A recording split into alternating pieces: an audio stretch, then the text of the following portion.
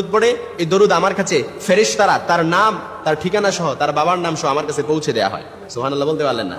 অর্থাৎ আপনি এখন দরুদ পড়ছেন, আপনার নাম এবং আপনার ঠিকানা সহ, আপনার বাবার নাম সহ ফেরেশতারা এই দরুদ নিয়ে আল্লাহ রাসূল সাল্লাল্লাহু আলাইহি ওয়াসাল্লামের কাছে পৌঁছে দেওয়া হয় এই দরুদটা। কারণ দরুদ এটা এমন একটা আমল, বিনা নোটিশে আল্লাহর কাছে কবুল হয়ে যায়। এখন দরুদ পড়ছেন, আল্লাহর কাছে কবুল, আল্লাহর কাছে কি কবুল। এজন্য একটি দরুদ যদি আপনি ইয়াকিন এবং ইখলাসের সাথে পড়তে পারেন, ইনশাআল্লাহ আপনি যা চাইবেন তাই পাবেন, এবং আপনার যত রকমের গোপন রোগ আছে সব গোপন রোগ থেকে আপনি মুক্তি পেয়ে যাবেন একটি দরুদ। তবে আমলটি করতে হবে ইয়াকিন আর ইখলাসের সাথে, কারণ প্রত্যেকটি আমল মাকবুলিয়াতের জন্য শর্ত হচ্ছে আপনার উপরে 100% 100 এবং ইয়াকিন থাকতে হবে যে আল্লাহ তাআলা আমার দোয়াটি কবুল করবে, আল্লাহ তাআলা আমার দোয়াটি কি করবে, কবুল করবে।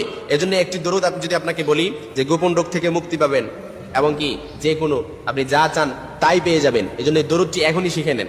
আল্লাহুম্মা সাল্লি আলা মুহাম্মাদি ওয়া আলা আলি মুহাম্মাদিন বিআদাদি কুল্লি দাই ওয়া দাওয়াই ওয়া বিআদাদি কুল্লি ইল্লাত